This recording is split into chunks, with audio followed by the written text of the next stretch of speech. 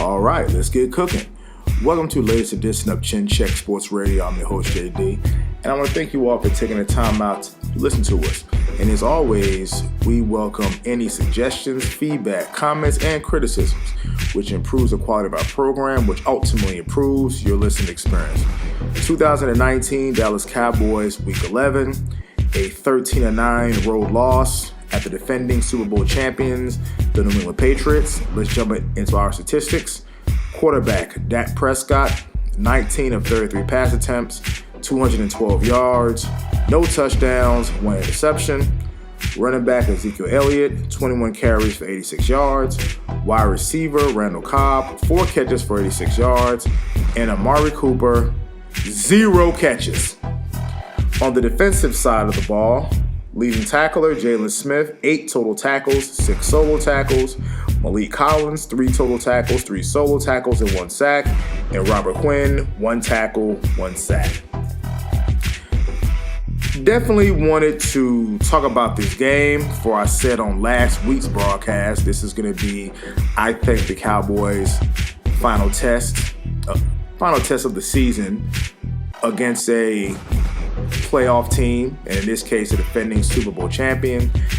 And the Dallas Cowboys, again, have come up snake eyes. Again, the Dallas Cowboys have come up short. And I think there was a lot to discuss on tonight's broadcast. As you ever had a time in life where you've had enough of a sample size and you can pretty much tell how something is going to taste or how something is going to occur or what the future holds? Or the old saying is a good indicator of future behavior is past behavior? Or do you need enough empirical evidence to make a decision? And I think we have enough, really, as evidenced by this game. Now, the fact that the Dallas Cowboys have the number 1 ranked offense and could not even score an offensive touchdown is troubling. It's very troubling. There were so many issues with this game, and before people like Skip Bayless gets on TV tomorrow and he's going to scream and he's going to shout and he's going to say my Dallas Cowboys outgained the Super Bowl champions, 321 total yards, 282 yards. Then he's going to say my quarterback Dak Prescott outgunned Tom Brady by throwing 212 yards to Tom Brady's 181. Then he's going to say the Dallas Cowboys outrushed the Patriots 109 yards to 101 yards. And he had a higher yards per attempt. And the Cowboys had 2 sacks while the great Patriot defense had 0 sacks. And all that means diddly squat, because in the grand scheme of things, the Dallas Cowboys looked woefully inept, and you have to start with the coaching staff. And don't worry, folks, there is plenty of blame to go around. There's plenty of this bitter medicine to go around, and everybody's going to get the equal dose of their medicine. Where do we begin? I talked about this. The Dallas Cowboys have not beaten a playoff team. So, in all of their losses, even if you take away the Jets' loss, in 4 of their 5 losses, let's count them out. A Drew Brees-less New Orleans Saints, at home against the Green Bay Packers, who, by the way, is getting crushed by the San Francisco 49ers, at home against the Minnesota Vikings, and now on the road against the New England Patriots. So, 3 of the playoff teams in the NFC that you will be playing at least one of those 3 teams if they make the playoffs. You lost to all 3. And if you happen to make it to the Super Bowl, which is probably a distinct possibility of not making it to the Super Bowl based on what I saw. If you happen to meet the Patriots in the Super Bowl, and by the way, they've already played you, so they have the blueprint on how to beat you, you're going to get your ass handed to you. So that's very concerning, because you've piled up the number 1 offense on bad teams. Yes, you can look great against the Miami Dolphins and the Washington Redskins and the New York Giants and the Detroit Lions. Yeah, that's great. But to me, where reputations are earned and reputations are made, and quite frankly, money is earned and made, and we're going to talk about money in a little bit, where that stuff is made is beating the playoff teams. Again, let's go back into the Cowboys time machine, the early 90s with the triplets. They were routinely beating other playoff teams. This 2019 version cannot be the playoff team. They have laid a goose egg each and every time they have stepped up their level of competition. That is bad. That is an indictment on the coaches and also an indictment on the players. And let's talk about the coaches, special teams. Now, the lone touchdown resulted from a blocked punt, which the Cowboys, which I said it, they cannot afford any mistakes in this game, and the one mistake that they made cost them. Now, blocked punts, poor blocking, whatever happened, somebody missed an assignment, I'm not excusing it. It was disgusting, and that's not the play you make on the road. But you should be able to overcome that. My issue with the special teams was when you clearly saw the Patriots on their kickoffs were kicking the ball short and the ball is going over a player's head. Guys are not fielding the kickoffs the right way. Troy Aikman said it best. That's on the coaches. So I don't know what in the hell the special team coach was doing. I don't know what advice he was giving them. To me, those poor spots was basically equated to poor field position. Falls on the special teams coach. So the special teams coach, you're getting your dose of this medicine because your special teams allowed a block punt deep in your own territory. And you had bad spotting. You have a rookie back there in Tony Pollard who was not fielding the kickoffs correctly, and you were constantly put in poor position. That falls on the coaches, and I agree wholeheartedly with everything that Troy Aikman said about criticizing the special teams coach and the coaching as to piss poor performance by the special teams. Now, I'm a firm believer in preparation. I'm a firm believer in being prepared in what you do. There's an old saying that proper planning prevents poor performance. That is one of my creeds in life. I live by that. I like to plan things out. I like to make sure all I's are dotted and all T's are crossed.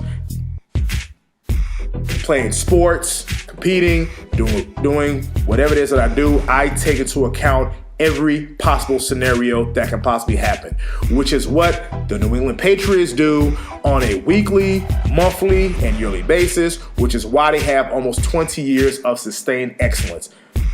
You juxtapose that with head coach Jason Garrett and the Dallas Cowboys. Why, oh why, did the team look unprepared to play in the rain? Can somebody answer me this question? It doesn't rain in Dallas? You see, this is what happens when you practice in billion-dollar facilities and the stars and the stadium. Do we practice in the rain? Because it seemed the rain actually bothered this football team, where Dak Prescott had to wear a glove. You mean to tell me he's never thrown a wet football? He doesn't have the experience of throwing a wet football. Nobody checked an app on the phone or the weather channel to see what the weather was going to be in New England. You know, in New England during this time of year, it's possible snow, rain, any type of inclement weather, and they look unprepared, very unprepared for the elements. That's an indictment on the coaching staff and an indictment again on Dak Prescott, because you want this money, you need to perform even the elements. I get sick and tired of everything having to be perfect, for the team to succeed. If one player is out, that throws everything off. If one bad penalty would throw everything, if there's one penalty, it throws everything off. Which goes to our next topic of what I'm talking about now. Bad penalties. Tyron Smith, our Hall of Fame left tackle, clearly did not have a good game. False start penalties, tripping penalties, and holding penalties. And that particular holding penalty was on the 3rd and short, where there clearly was a conversion, and they called it back, which now made it 3rd and 11. That's a problem. That's a serious problem in this type of high-stakes game. Your best offensive lineman, some people might argue Zach Martin, but your best offensive lineman is not having his best game. Now, some might argue that some of the penalties were a little bit ticky-tack, but I am also of the firm belief, and is this damn thing on? I'm also of the firm belief that quality teams, great teams, Super Bowl caliber teams are good enough to overcome bad penalties. So the fact that people are going to hang their hat on, especially that last tripping call, I believe it was against Travis Frederick. Yes, it was a bad call, but like I had to tell some friends of mine who we text back and forth, there were plenty of issues even before that call, which goes into quarterback Dak Prescott. Dak, you about to get some of the business too.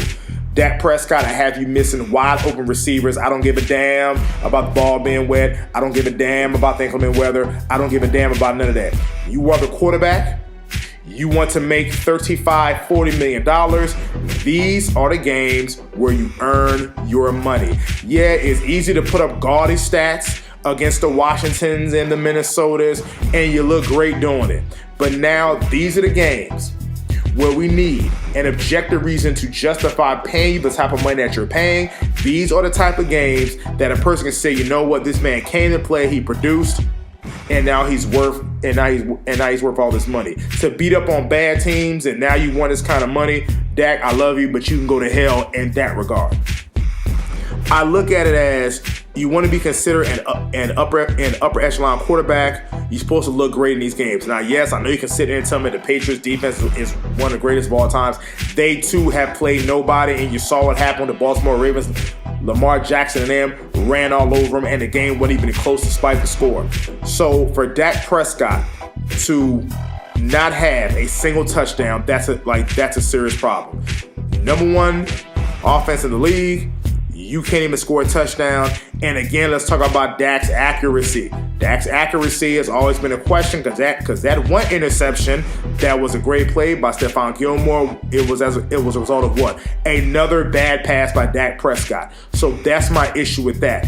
You can get away with that against the mediocre teams and the teams who have mediocre defenses. But when you step up your level of competition and you make those kind of plays, they come back to haunt you. So that pass at Stephon Gilmore, that interception was a bad pass by Dak Prescott. Dak Prescott had two other passes where he missed a wide open receiver to convert on third down. A guy running out of the flat, and that was two poor passes by Dak Prescott. That falls on the quarterback. Jason Witten, one can make an argument that the passes were a little bit too high for Jason Witten, but I have a Hall of Fame tight end who dropped two key balls. So it's just a mess all the way around.